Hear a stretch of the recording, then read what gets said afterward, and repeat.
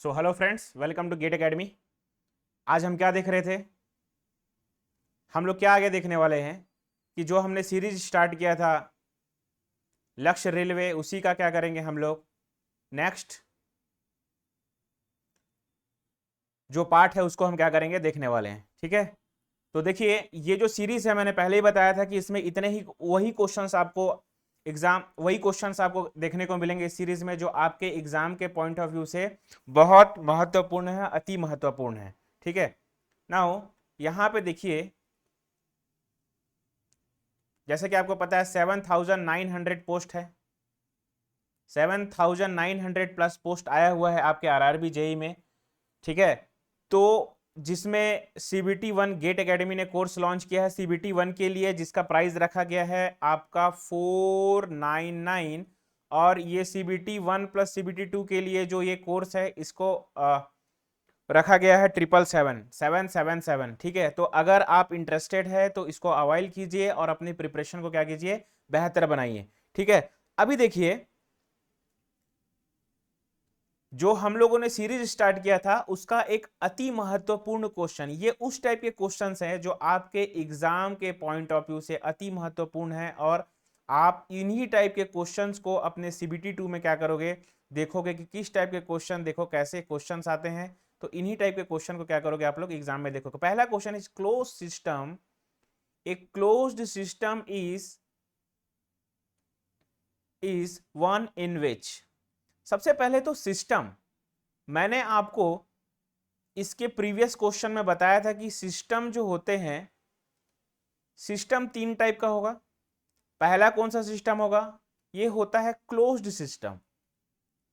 Closed system, system से एक questions आप बराबर एग्जाम में देखेंगे, तो पहला जो है उसको हम लोग क्या बोलते हैं, closed system. The first kind of the system is called as the closed system, second is open system, and the third one is isolated system.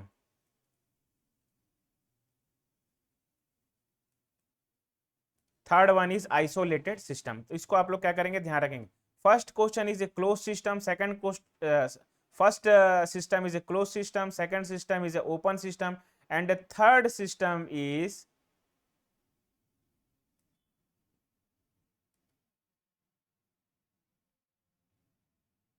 Okay, 1 minute.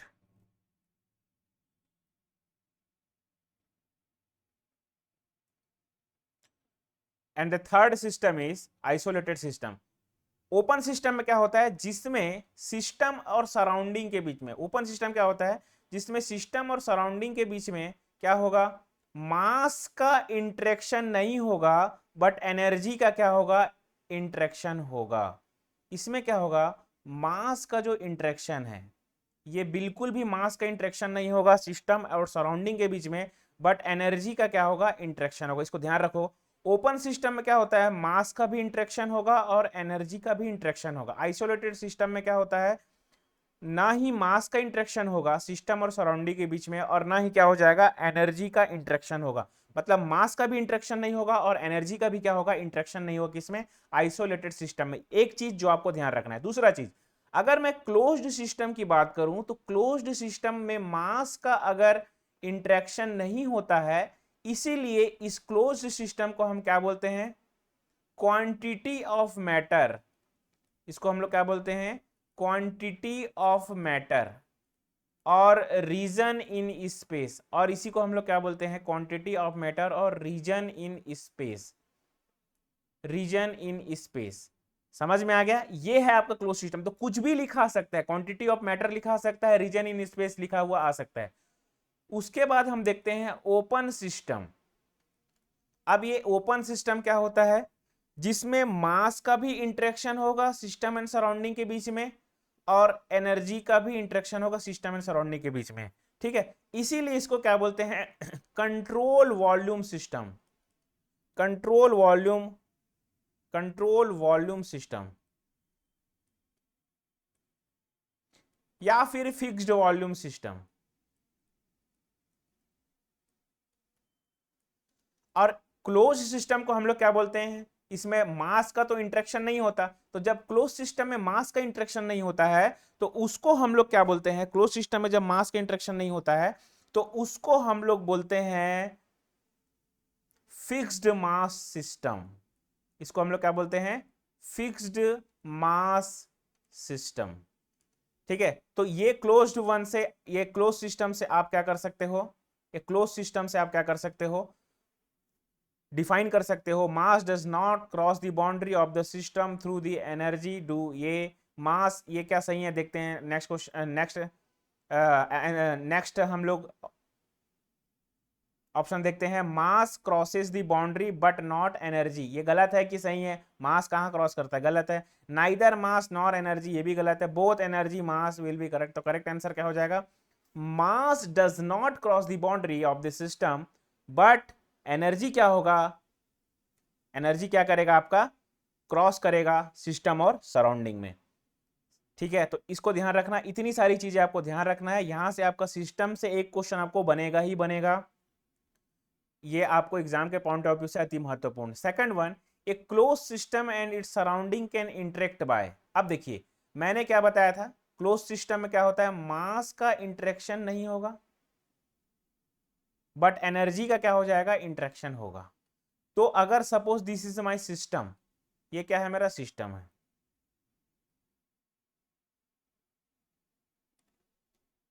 Suppose this is my system और ये क्या है, मेरा surrounding. अगर system और surrounding में मास का interaction नहीं होगा और एनर्जी का इंटरेक्शन होगा, वो क्या होता है, क्लोज सिस्टम। तो ये एनर्जी क्या है, व्हाट इज द एनर्जी, क्या हीट एक एनर्जी का फॉर्म है, सर बिल्कुल है। वर्क क्या है, एनर्जी का फॉर्म है, हाँ सर बिल्कुल है। तो हीट एंड वर्क बोथ क्या है आपका, हीट एंड वर्क जो दोनों है वो क्या है आपका, एनर्जी है, एनर्जी है, इसको ध्यान रखोगे। हीट एंड वर्क बोथ क्या है, एनर्जी। तो heat transfer and work transfer both क्या है आपका, एनर्जी है। तो आंसर क्या हो जाएगा, सी, आंसर क्या हो जाएगा, सी। ठीक है, तो इसको ध्यान रखेंगे, एनर्जी का ट्रांसफर जो होता है क्लोज सिस्टम होता है। बहुत इंपॉर्टेंट क्वेश्चन है, आप एग्जाम में open system, close system, isolated system से बराबर क्वेश्चंस आपको एग्जाम में देखने के लिए मिलता है। Next question, which one of the following is the extensive property, extensive property of A thermodynamic system. अब देखो प्रॉपर्टी जो होता है, ये प्रॉपर्टी की अगर मैं बात करूं तो ये जितने भी प्रॉपर्टी हैं इसको, what is property,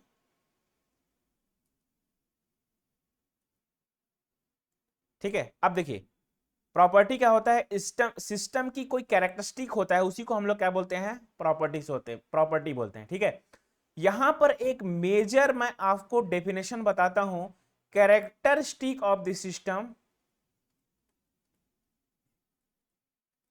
characteristics of the system,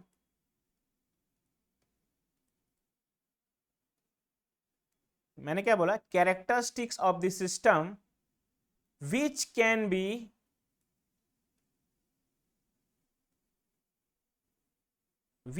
be assigned number, which can assign number। अब इसको ध्यान से सुनना, देखिए अगर सपोज ये कोई सिस्टम है, इसका कुछ कलर होगा और इसका कुछ स्मेल होगा, सिस्टम का क्या हो जाएगा, कुछ कलर होगा, कुछ इसका स्मेल होगा, और इसमें प्रेशर भी होगा, टेम्परेचर भी होगा, वॉल्यूम भी होगा, ये कुछ भी होंगे, एंथैल्पी भी होगा, इसका कुछ एंट्रोपी भी होगा। तो क्या मैं कलर और स्मेल को नंबर से डिनोट कर सकता हूं क्या, कि एक कलर, दो कलर, तीन कलर, नहीं कर सकता। Smell, one colour, one smell, two smell, three smell, तो इसको नंबर से डिनोट नहीं कर सकता। तो सिस्टम का जो प्रॉपर्टी है, ये आया हुआ क्वेश्चन है, ट्रिकली क्वेश्चन, इसको ध्यान से सुनिए। कलर को मैं क्या बोलता हूं, कलर क्या होता है, कलर तो कैरेक्टरिस्टिक है बट सिस्टम जिसको नंबर से डिनोट नहीं कर सकते, कैरेक्टरिस्टिक ऑफ द सिस्टम है बट इसको नंबर से डिनोट नहीं कर सकते, इसीलिए हम इसको क्या बोलते हैं, ये सिस्टम की प्रॉपर्टी नहीं है। तो सिस्टम की प्रॉपर्टी क्या होगी? प्रेशर होगा, टेम्परेचर होगा, वॉल्यूम होगा, एनर्जीज होंगे। ये क्या होता है? सिस्टम का प्रॉपर्टी। क्यों? क्योंकि इसको नंबर से हम डिनोट कर सकते हैं। प्रेशर को कैसे डिनोट करेंगे? 1 बार, 2 बार, 3 बार, 4 बार, ये क्या कर सकते हैं? हम ऐसे डिनोट कर सकते हैं। उसके बाद अगर आप देखोगे तो टेम्परेचर को कैसे डिनोट कर सकते हो आप? 300 degree centigrade, 400 degree centigrade. Volume को 1 metre cube, 2 metre cube, 3 metre cube, 5 metre cube, इसको हम क्या कर सकते हैं? डिनोट कर सकते हैं। तो इसको ध्यान रखेंगे। तो यहां पे दो टाइप के आपके सिस्टम की प्रॉपर्टी होती है। पहला प्रॉपर्टी की अगर मैं बात करूं तो इसको हम लोग बोलते हैं intensive property, and the second one is called as extensive property. Intensive property mass पे डिपेंड नहीं करता इंटेंसिव प्रॉपर्टी, और ना ही सिस्टम के साइज पे डिपेंड करता है। ना ही मास पे डिपेंड करेगा और ना ही सिस्टम के साइज पे डिपेंड करेगा। बट जो मास और सिस्टम के साइज पे डिपेंड करता है उसको हम लोग क्या बोलते हैं? Extensive property. तो जो भी अगर मैं इंटेंसिव प्रॉपर्टी की बात करूं, ठीक है, इसको देखते हैं।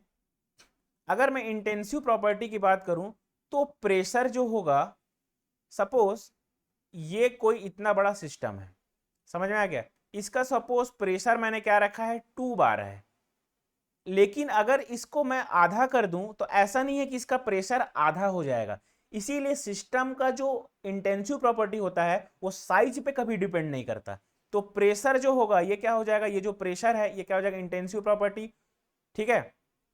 टेम्परेचर, सपोज इस पूरे सिस्टम का टेम्परेचर जो है, इस पूरे सिस्टम का टेम्परेचर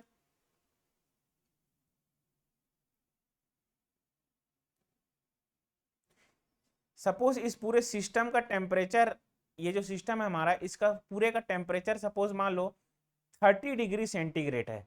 तो 30 डिग्री सेंटीग्रेड टेम्परेचर है, तो सिस्टम को मैं कट कर दूं अगर बीच से, तो ऐसा नहीं कि टेम्परेचर हाफ हो जाएगा। मतलब इस पार्ट का भी 30 डिग्री सेंटीग्रेड रहेगा और यहाँ का भी क्या रहेगा? टेम्परेचर आपका 30 डिग्री सेंटीग्रेड रहेगा। तो टेम्परेचर अभी आपका क्या है? इंटेंसिव प्रॉपर्टी है। मतलब प्रेशर एंड टेम्परेचर बोथ क्या है? आपका इंटेंसिव प्रॉपर्टी है। बट अगर मैं एक्सटेंसिव प्रॉपर्टी की बात करता हूं,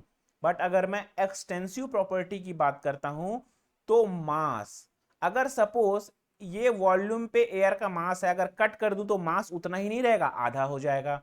एनर्जी, सिस्टम की जो एनर्जी होगी वो भी अगर सिस्टम को पार्ट में डिवाइड करूंगा तो क्या हो जाएगा?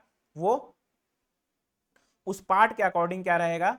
आपका एनर्जी हो जाएगा। तो याद रखिए pressure and temperature, mass, energy. अब यहां पे ध्यान से सुनिएगा, डेंसिटी ये भी क्या है? आपका इंटेंसिव प्रॉपर्टी है। बट एनर्जी में तो सब टाइप का एनर्जी आएगा, एंथैल्पी, नाउ एंट्रोपी, ये सब क्या है? आपका एक्सटेंसिव प्रॉपर्टी है। और यहां पर मैं एक चीज डिफाइन करता हूं, all specific terms of energy. ये क्या है आपके? All specific terms of the energy. Suppose specific enthalpy, ठीक है, जिसको मैं स्मॉल एच बोल दूं, स्पेसिफिक एंट्रोपी, ये दोनों क्या है? जो भी स्पेसिफिक एनर्जी होगा, specific pressure, specific gravitational energy, specific kinetic energy, अगर स्पेसिफिक वर्ड जुड़ गया तो उसको आपको क्या समझना है? ये क्या है? इंटेंसिव प्रॉपर्टी है। इसको ध्यान रखेंगे, क्वेश्चन यहां से बराबर आपको पूछेगा प्रॉपर्टी। अब यहां पे एनर्जी, ये ई फॉर क्या है? एनर्जी। ठीक है। तो यहां पे दो तीन चीज ध्यान रखना है। कलर और स्मेल जो होता है सिस्टम का कैरेक्टरिस्टिक तो है बट प्रॉपर्टी नहीं है। प्रॉपर्टी किसको बोलते हैं? जिसको नंबर हम असाइन कर सकते हैं उसको हम लोग क्या बोलते हैं? प्रॉपर्टी बोलेंगे।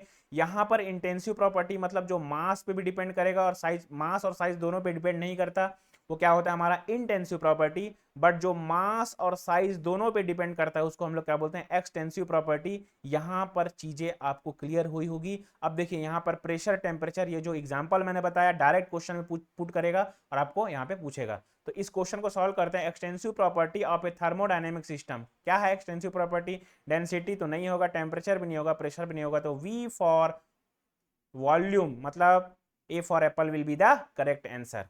तो इसको आप लोग ध्यान रखेंगे, वेरी इंपॉर्टेंट क्वेश्चन आपके एग्जाम के पॉइंट ऑफ व्यू से। Now the next question, the energy. अभी मैंने आपको क्या बताया? एनर्जी। एनर्जी क्या है? एनर्जी चाहे प्रेशर एनर्जी बोल दे, चाहे आपको काइनेटिक एनर्जी बोल दे, चाहे ग्रेविटेशनल एनर्जी बोल दे, ये सभी क्या है आपके एक्सटेंसिव प्रॉपर्टी में आते हैं। और इंटेंसिव प्रॉपर्टी मैंने आपको बताया था क्या, प्रेशर, टेम्परेचर, डेंसिटी। अब ध्यान रखना यहाँ पे विस्कोसिटी, ये भी क्या है आपका इंटेंसिव प्रॉपर्टी है।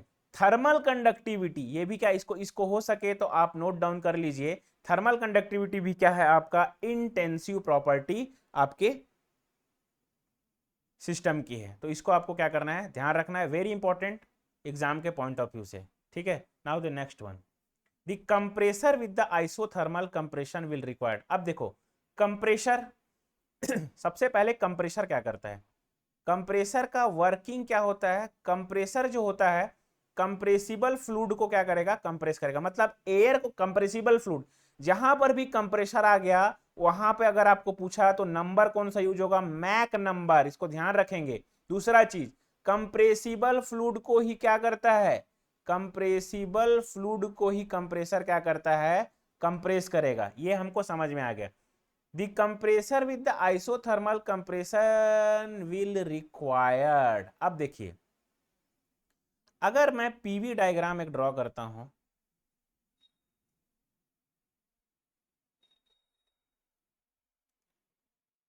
मैं क्या किया यहां पर पीवी डायग्राम प्लॉट किया, ठीक है। अब इसको ध्यान सुनिए,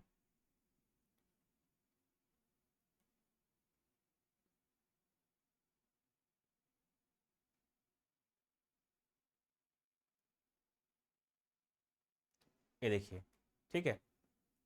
अब देखते हैं, ये सपोज ये एक लोअर प्रेशर था, उसके बाद हमको यहां हायर प्रेशर तक पहुंचाना है, मतलब P1 और ये क्या हो जाएगा P2, ठीक है।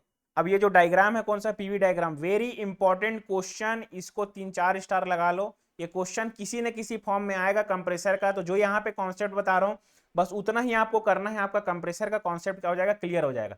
सपोज मुझे यहां से जब यहां प्रेशर पहुंचाना है तो 3 तरह से पहुंचा सकता हूं मैं। सबसे पहला, अगर सपोज यहां से मैंने क्या किया, सक्शन किया, सक्शन के बाद अब मैं कंप्रेशन करूंगा, तो एक मेथड होता है जिसको हम लोग क्या बोलते हैं, isothermal compression, PV is equal to C, ये हो गया।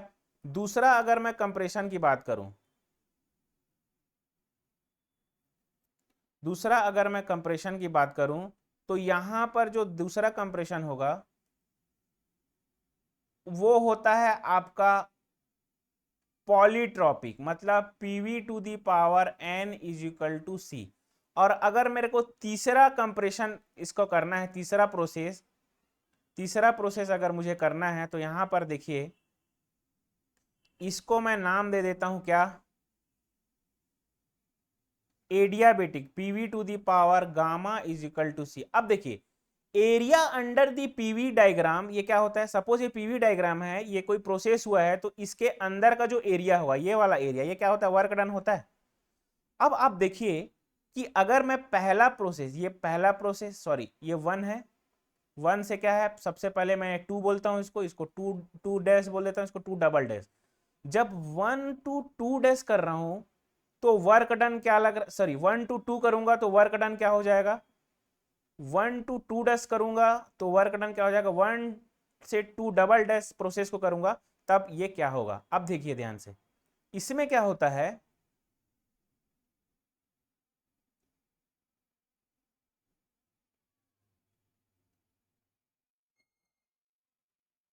देखिए ये एरिया होगा किसके लिए, आइसोथर्मल प्रोसेस के लिए ये वाला एरिया होगा।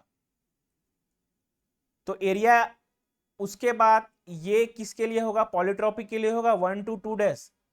और ये जो एरिया होगा, ये जो बड़ा वाला एरिया है, ये किसके लिए होगा, एडियाबेटिक के लिए। तो मैं क्या देखता हूं, वर्क डन एडियाबेटिक में सबसे ज्यादा लग रहा है, उसके बाद पॉलीट्रॉपिक में लग रहा है, और सबसे कम किस में लग रहा है, आइसोथर्मल प्रोसेस में लग रहा है। तो इसको ध्यान रखोगे, वेरी इंपॉर्टेंट यहां पर जो चीज मैंने बताया आपको, ठीक है, इसको आपको ध्यान रखना है।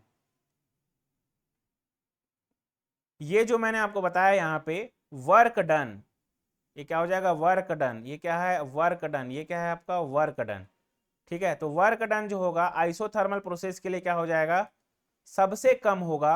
और उसके बाद पॉलीट्रॉपिक प्रोसेस के लिए, उसके बाद जो वर्क डन होगा किसके लिए हो जाएगा आपका, एडियाबेटिक के लिए। मतलब इसको ध्यान रखिएगा आप लोग, मिनिमम अगर वर्क डन पूछेगा कंप्रेसर में किस में लगता है, तो आपको ध्यान रखना है PV to the power C direct ये दे देगा, या फिर क्या बोलेगा, आइसोथर्मल प्रोसेस, यहां पर लिखा रहेगा आइसोथर्मल प्रोसेस। उसके बाद अगर मैक्सिमम वर्क डन की बात करेगा यहाँ पे, तो ये क्या हो जाएगा, PV to the power gamma is equal to C. इसको हम लोग क्या बोलते हैं, एडियाबेटिक प्रोसेस। इसको हम लोग क्या बोलते हैं, adiabatic process. Very important questions आपके एग्जाम के पॉइंट ऑफ व्यू से, अति महत्वपूर्ण। ये बराबर क्वेश्चंस आपको एग्जाम में जो है देखने को मिलेंगे किसी ना किसी फॉर्म में, तो इसको आप लोग को क्या करना है, ध्यान रखना है। तो the compressor with the isothermal compressor will required what, constant work input, minimum work input, ये तो होगा नहीं। अगर ये बोल दिया है कि आइसोथर्मल कंप्रेशन, तो आइसोथर्मल कंप्रेशन मतलब क्या होता है, मिनिमम वर्क इनपुट, ये मैक्सिमम तो होगा नहीं, ये नन ऑफ दी अबो भी नहीं होगा। ठीक है, मैक्सिमम किसके लिए होगा आपका, PV to the power gamma is equal to किसके लिए, C. PV to the power gamma is equal to क्या हो जाएगा, सी। तो इसको क्या करना है, आपको ध्यान रखना है। ठीक है, thermal diffusibility of A substance. अब देखिए ये वेरी इंपॉर्टेंट क्वेश्चन है, इसको ध्यान से सुनिएगा। थर्मल डिफ्यूजिबिलिटी, इसको सबसे पहले थर्मल डिफ्यूजिबिलिटी की अगर मैं बात करूं तो इसको हम लोग अल्फा से डिनोट करते हैं। इसका जो यूनिट होता है वो होता है मीटर स्क्वायर पर सेकेंड। तो आपको क्वेश्चन पूछा जाता है कि काइनामेटिक विस्कोसिटी, काइनामेटिक विस्कोसिटी की यूनिट किसके इक्वल होती है, तो ये यूनिट क्या हो जाती है, थर्मल डिफ्यूजिबिलिटी के। तो ये दोनों का यूनिट क्या होता है, मीटर स्क्वायर पर सेकंड। इसको आपको ध्यान रखेंगे।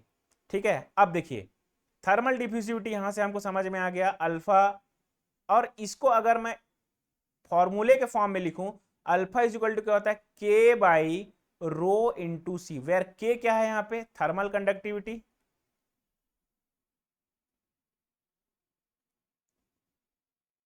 थर्मल कंडक्टिविटी, रो क्या है, डेंसिटी, एंड सी क्या है आपका, हीट कैपेसिटी और स्पेसिफिक हीट। इसको हम लोग क्या बोलते हैं, सॉरी इसको हम लोग बोलते हैं स्पेसिफिक हीट, स्पेसिफिक हीट। और रो एंड सी को एक साथ हम लोग बोलते हैं क्या, हीट कैपेसिटी। इसको हम लोग क्या बोलते हैं, हीट कैपेसिटी। यहां पर मैंने आपको इतनी सारी चीजें बताई। तो directly proportional to the thermal conductivity, inversely, देखो डायरेक्टली प्रोपोर्शनल है, वेरी गुड है। ठीक है, इनवर्सली प्रोपोर्शनल टू डेंसिटी, ये भी है, इनवर्सली प्रोपोर्शनल टू डेंसिटी है। उसके बाद हम क्या देखते हैं, inversely proportional to specific heat, ये भी है। तो आंसर क्या हो जाएगा यहाँ पे, ऑल ऑफ दी अबो। ठीक है, ये जो होता है थर्मल डिफ्यूसिविटी क्या बताता है आपको, सॉरी थर्मल डिफ्यूजिविटी आपको क्या बताता है,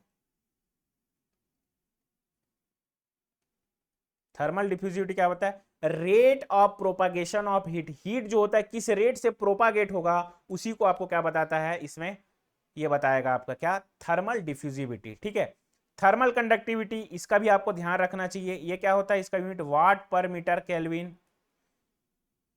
हीट ट्रांसफर कोफिशिएंट, ये डायरेक्ट आपका उठ के आएगा, वाट पर मीटर स्क्वायर केल्विन। क्या चीज, ये डायरेक्ट आपका उठ के आएगा क्या, क्वेश्चंस डायरेक्ट यूनिट का, इसको ध्यान रखना। दूसरा चीज, थर्मल डिफ्यूजिविटी जो होता है,